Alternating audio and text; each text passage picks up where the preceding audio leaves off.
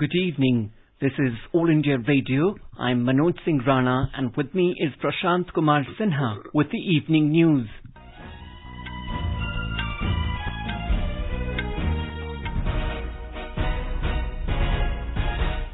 The headlines. Prime Minister Narendra Modi inaugurates Sardar Dham Bhavan at Ahmedabad virtually, also lays foundation stone of Sardar Dham Phase 2 Kanya Chhatralaya.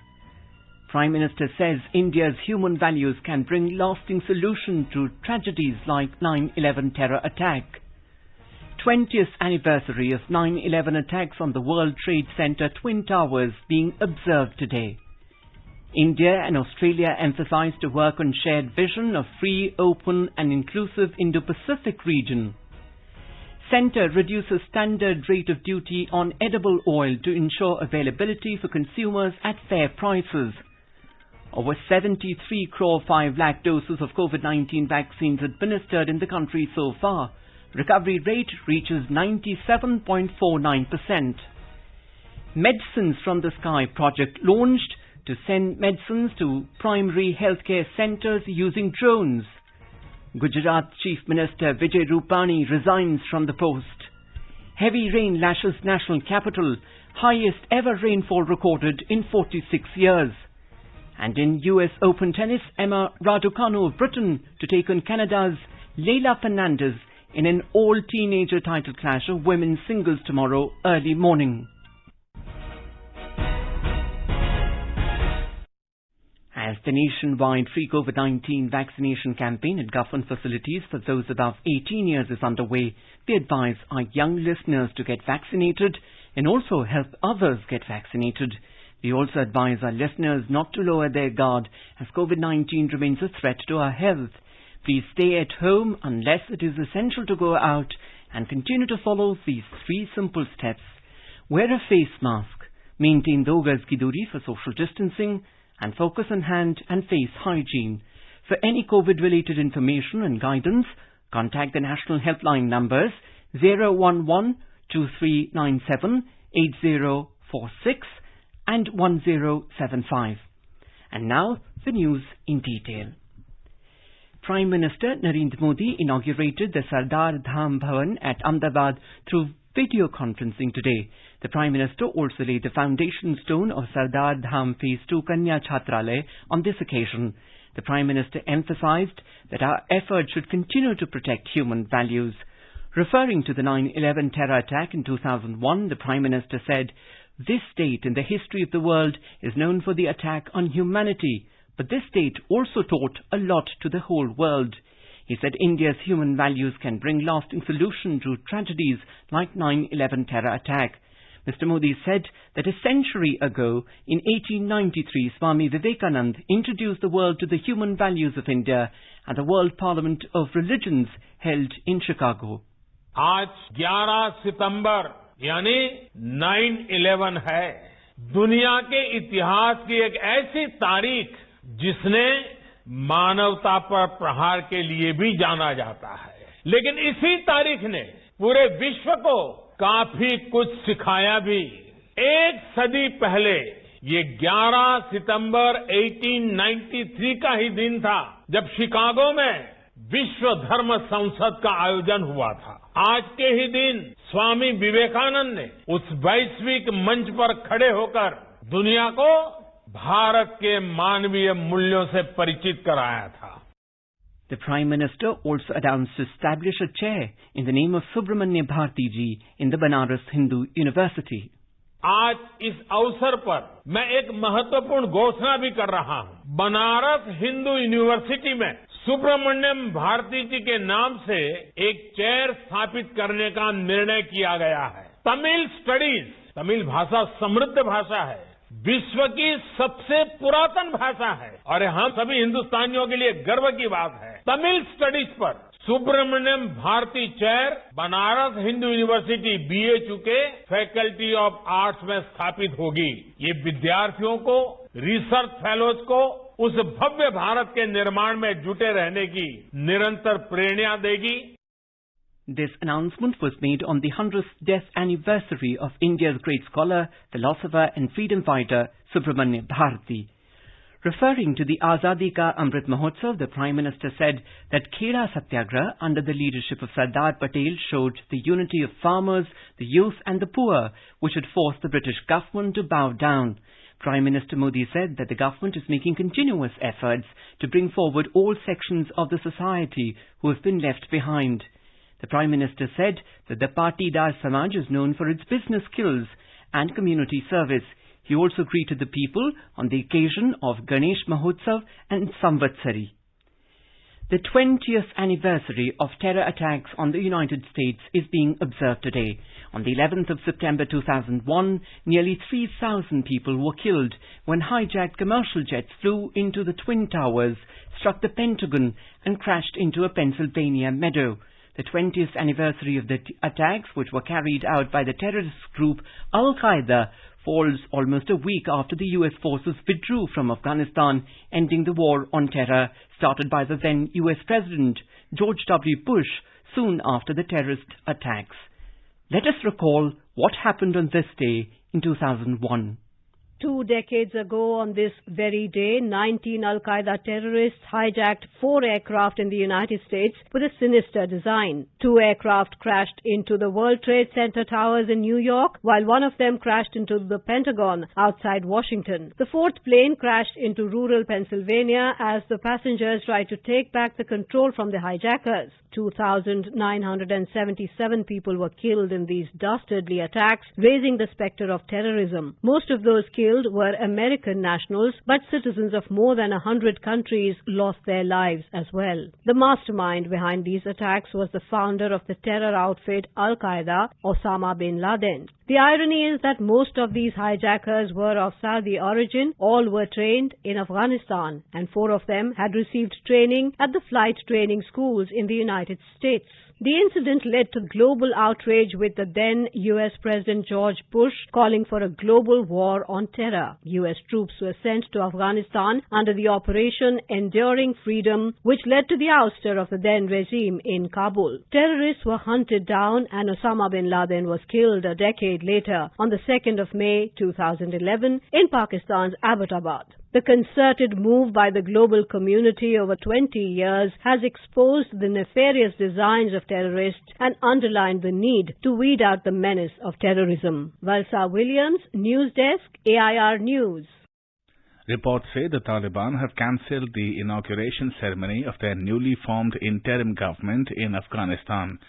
The ceremony was reportedly to be held today, the 20th anniversary of the 9/11 terror attacks. In the meantime, in Panjshir province, it was reported that former Afghanistan Vice President Amrullah Saleh's brother, Rohullah, was killed yesterday. He was allegedly tortured by Taliban fighters. However, a news agency affiliated with the Taliban has denied the allegations and said that he was killed during clashes in the Panjshir province. Meanwhile, even as commercial flights have resumed operations at Kabul airport, the international community remains skeptical about the Taliban's promises to allow people to leave the country and to ensure certain human rights. Defence Minister Rajnath Singh has said that as two democracies, India and Australia's common interests lie in peace and prosperity of the entire region. Briefing media after India-Australia 2+2 dialogue in New Delhi, Mr. Singh said he and External Affairs Minister Dr. S. Jaishankar held comprehensive discussions with Australian Foreign Minister Marise Payne and Minister Peter Dutton over bilateral and regional issues. He said the ministers also discussed different institutional frameworks for defence cooperation and cooperation in the fight against the pandemic. Mr. Singh said both sides exchanged views on Afghanistan, maritime security in the Indo-Pacific, multilateral cooperation and other matters. He said both sides also emphasized on rules-based order and agreed to maintain high-level engagement. The Defence Minister said India-Australia partnership is based on shared vision of a free, open, inclusive and prosperous Indo-Pacific region. Free flow of trade, international rules and norms पर कायम रहना और sustainable economic growth सुनिश्चित करने की आवश्यकता पर विशेष रूप से बल दिया है। बाइलेटरल डिफेंस कोऑपरेशन पर हमने सभी सर्विसेज में मिलिट्री इंगेजमेंट्स का विस्तार करने, ग्रेटर डिफेंस इंफॉर्मेशन करने की सुविधा प्रदान करने और म्यूचुअल लॉजिस्टिक सपोर्ट के लिए मिलकर काम करने का भी निर्णय लिया है। डिफेंस कोऑपरेशन के संदर्भ में मालाबार एक्सरसाइजेज में ऑस्ट्रेलिया की निरंतर भागीदारी को देखकर दोनों पक्षों को प्रसन्नता हुई है। हमने ऑस्ट्रेलिया को भारत के बढ़ते रक्षा उद्योग में शामिल होने और रक्षा उपकरणों के को प्रोडक्शन और को डेवलपमेंट में सहयोग करने के लिए भी आमंत्रित किया है। External Affairs Minister Dr. S. Jaishankar said India and Australia discussed future collaboration to deal with the COVID-19 pandemic. He said decentralized globalization, strategic autonomy and a sharper sense of national security are some of the relevant outcomes.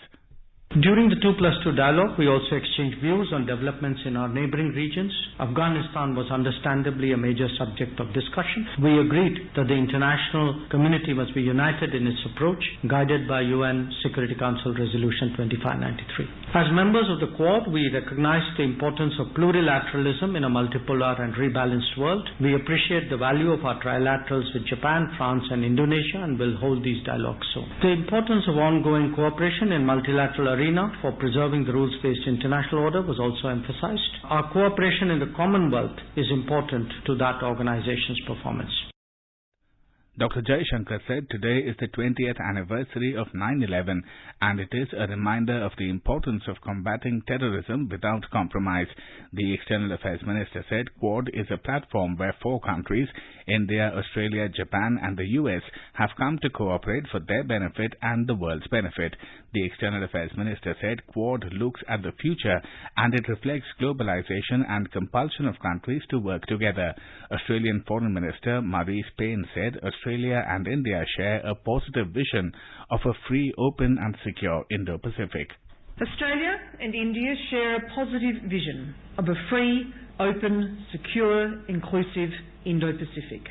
As maritime powers and outward-looking democracies in the Indo-Pacific, our cooperation is essential. We've talked today about many things, but including the strong and enduring Australia-India relationships in trade, in community links, in cyber and climate and defence. We have shared views on the challenges of the East China and South China Seas. Ms. Payne said terrorism is a major threat to both sides. She said both nations share strong interest in ensuring that Afghanistan never again becomes a safe haven for breeding and trading of terrorists. She said during the 2+2 dialogue, both nations shared views on challenges of the South China Sea and the East China Sea. Australian Defence Minister Peter Dutton said from a year on since Prime Minister Scott Morrison and Prime Minister Narendra Modi signed the Comprehensive Strategic Partnership, Australia and India's defence relationship is at a historic high. He said India is a rising Indo-Pacific great power. He said the 9/11 anniversary today is a reminder of the barbaric acts of terrorism. Union Law Minister Kiren Rijiju has said that the government will introduce a new legislation on mediation in the upcoming winter session of Parliament. Speaking at the foundation stone-laying ceremony of the Uttar Pradesh National Law University at Prayagraj today, he said preparations for the new bill have been completed and it will be presented during the upcoming session. Earlier, President Ramnath Kovind laid the foundation stones for the Uttar Pradesh National Law University and a new building complex of the Allahabad High Court in Prayagraj. Governor Anandiben Patel, Chief Minister Yogi Adityanath and Chief Justice of India N.V. Ramana were also present at the function. More from our correspondent from Prayagraj. President laid the foundation stone of the Uttar Pradesh National Law University, which will be established in Jhalwa area of the city. Mentioning the contribution of first President of India, Dr. Rajendra Prasad, Uttar Pradesh Chief Minister Yogi Adityanath said that the proposed law university should be named after the first President of India. Union Law Minister Kiren Rijiju congratulated people of the state for this university and said that from next year the academic session of the university will start with 80 students. More than 1,000 students will be able to get law education in graduation and post-graduation courses of the proposed university, which will have residential facilities also. Sushil Chandra Tiwari, AIR News, Prayagraj. In order to ensure availability of edible oil to consumers at fair prices, the Union government has further reduced the standard rate of duty on crude palm oil, crude soybean oil and crude sunflower oil to 2.5%. And the standard rate of duty on refined palm oils, refined soybean oil and refined sunflower oil to 32.5% with effect from today. The agri cess for crude palm oil has been increased from 17.5% to 20%. It may be noticed that the international prices and thereby domestic prices of edible oils have been ruling high during 2021-22, which is a cause of serious concern from inflation as well as consumers' point of view. The import duty on edible oils is one of the important factors that impacted landed cost of edible oils and thereby domestic prices. With a view to mitigate the rise in these prices, the government had taken a series of steps between February and August this year. The Food and Public Distribution Ministry said the duty cuts already made amount to an estimated 3,500 crore rupees in a full year, with the current and latest reduced import duty worth 1,100 crore rupees in full year. The total direct value of benefits expected to be passed on to the consumers in terms of duties given by the government is 4,600 crore rupees. Union Minister for Ayush, Ports and Shipping and Waterways, Sarbanand Sonowal, has said that the government has increased the financial support from 9 crore to 70 crore rupees to ensure more Ayush colleges are opened across the country. The minister said that there are only a few Ayush colleges in the northeast and the Indian traditional medicine systems can only be popularized by making available more qualified practitioners. He was addressing a conference on diverse and fulfilling career paths in Ayush systems, education, entrepreneurship and employment focus on northeastern states at the Government Ayurvedic College and Hospital in Guwahati today. You are listening to the evening news on All India Radio. A reminder of the headlines before we move on. Prime Minister Narendra Modi inaugurates Sardar Dham Bhavan at Ahmedabad virtually. Also lays foundation stone of Sardar Dham Phase 2 Kanya Chhatralaya. Prime Minister says India's human values can bring lasting solution to tragedies like 9/11 terror attack. 20th anniversary of 9/11 attacks on the World Trade Center Twin Towers being observed today. India and Australia emphasized to work on shared vision of free, open and inclusive Indo-Pacific. Centre reduces standard rate of duty on edible oil to ensure availability for consumers at fair prices. Over 73 crore 5 lakh doses of COVID-19 vaccines administered in the country so far. Recovery rate reaches 97.49%. Medicines from the Sky project launched to send medicines to primary healthcare centres using drones. Gujarat Chief Minister Vijay Rupani resigns from the post. Heavy rain lashes national capital, highest ever rainfall recorded in 46 years. And in US Open tennis, Emma Raducanu of Britain to take on Canada's Leylah Fernandez in all-teenager title clash of women's singles tomorrow early morning. For quick news updates round the clock, follow us on our Twitter handle at AIR News Alerts. चलो मिलकर एक शुरुआत करें, चलो एक फैसला आज करें, मास्क नहीं तो टोकेंगे, कोरोना को रोकेंगे, चलो एक इरादा करते हैं, चलो कुछ वादा करते हैं, मास्क नहीं तो टोकेंगे, कोरोना को रोकेंगे. Welcome back to the evening news. India has administered over 73 crore 5 lakh doses of COVID vaccine so far under the nationwide vaccination drive. The Union Health Ministry said more than 65 lakh 27,000 vaccine doses were administered in the last 24 hours. The ministry said 32,198 COVID patients recovered during the last 24 hours. With this, the national recovery rate has reached 97.49%. Over 3 crore 23 lakh people have recovered from COVID-19 so far. Union Minister for Civil Aviation Jyotiraditya Scindia has launched Medicines from the Sky project to send medicines to primary healthcare centres using drones. The project was launched at Vikarabad in Telangana. Drones carry payload of vaccines and other medicines to public health centres under the project. The first sortie was carried out by a drone built by Sky Air Mobility for its consortium partner Blue Dart Express and delivered a 5 kg box of vaccines to a community healthcare centre located 3 kilometres away. Speaking about the project, Telangana IT Minister K. Taraka Rama Rao said life-saving drugs, vaccines and blood could easily be transported to places, beating traffic and other hurdles. The Medicine from the Sky project is an initiative of the government of Telangana led by the Emerging Technologies wing of the State IT Department in association with the World Economic Forum, Niti Aayog and HealthNet Global. Gujarat Chief Minister Vijay Rupani today resigned from the post. According to sources, Chief Minister Rupani met Governor Acharya Devvrat and handed over his resignation. Deputy Chief Minister Nitin Patel and party's Gujarat in charge Bhupendra Yadav accompanied him. Talking to media persons after his resignation, Mr. Rupani thanked Prime Minister Narendra Modi and the party's high command for giving him the opportunity to serve the people of Gujarat. More from our Ahmedabad correspondent. The political activities in the state have gained momentum following the sudden resignation of Chief Minister Vijay Rupani. Though Mr. Rupani clearly indicated that he had resigned willingly and ready to accept new responsibility given by the party, the suspense over his successor is likely to continue till tomorrow. Senior BJP leaders, including State BJP President C.R. Patil, are holding meetings at Kamlam, the State BJP headquarters in Gandhinagar. According to sources, BJP MLAs have been asked to reach Gandhinagar. Union Home Minister Amit Shah is likely to reach Gandhinagar tonight and meet party MLAs tomorrow. Yogesh Pandya, AIR News, Ahmedabad. Union Minister for Information Broadcasting and Youth Affairs and Sports Anurag Thakur today addressed the faculty and students of the Jawaharlal Nehru University on the occasion of 128th anniversary of Swami Vivekananda's historic Chicago speech.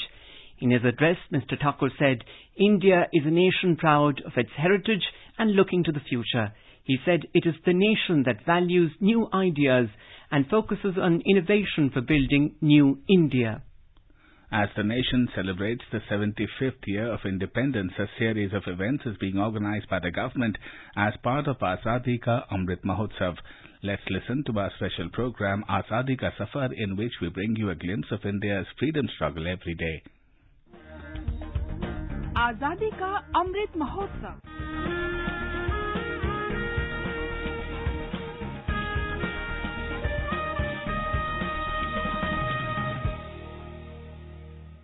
Azadi Ka Safar with AIR News. India's glorious fight for freedom is one of the greatest struggles the modern world has ever witnessed. AIR News brings you a glimpse of the valiant struggle every day.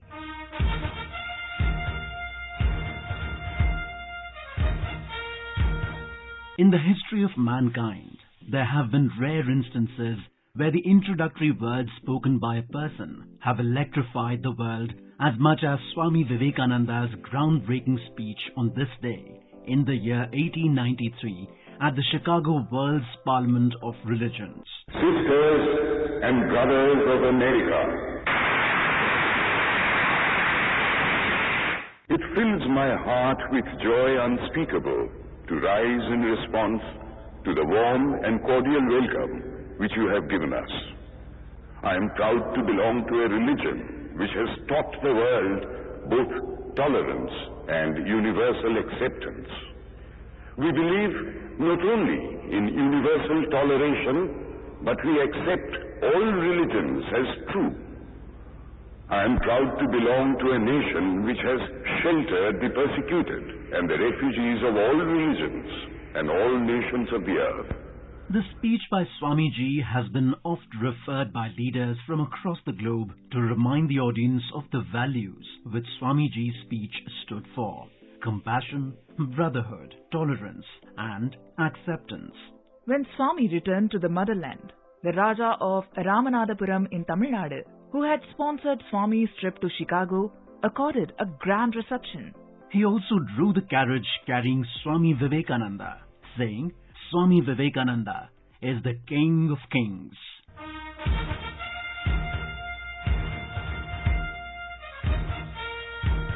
Vinayak Narhari Vinoba Bhave was born on 11th of September 1895 in Maharashtra's Pune district.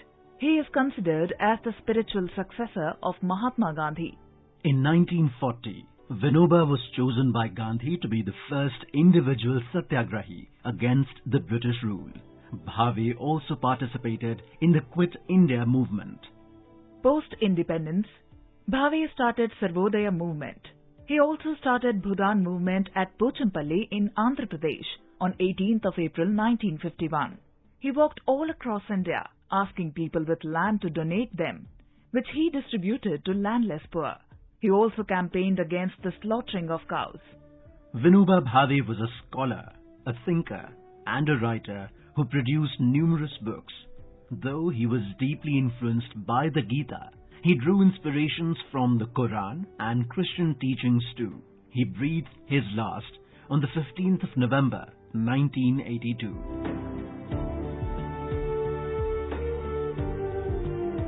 On this day, Subramanya Bharati, one of the greatest poets of modern India, breathed his last. Bharati was born in Ettayapuram in Tamil Nadu on 11th of December 1882. He was a spiritualist and nationalist too.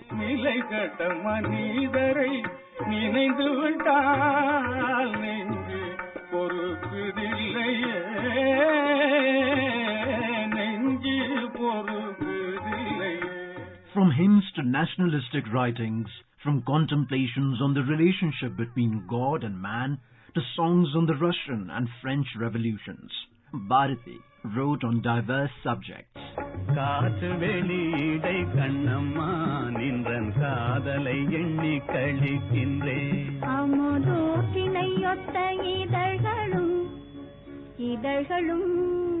Bharati met Mahatma Gandhi, who was very much impressed by the multifaceted and fearless personality of Bharati, and told people to take care of him. But he wasn't taken care of. His health deteriorated and he died on 11th of September 1921. It was recorded that there were only 14 people to attend his funeral. The nightingale that sang from a solitary tree perished, but the songs linger on forever. Today is the birth anniversary of another great personality of India, Paramasivan Subbarayan. He was born on 11th of September 1889 in Salem in Tamil Nadu. He was a freedom fighter and diplomat and was the Chief Minister of Madras Presidency and a Union Minister in Jawaharlal Nehru's government. He was the father of General P.P. Kumaramangalam, who served as India's Chief of Army Staff, and politician Mohan Kumaramangalam. He was also the grandfather of former Union Minister Rangarajan Kumaramangalam. That brings us to the end of this episode of Azadi Ka Safar, AIR News ke Sang. See you in the next episode tomorrow.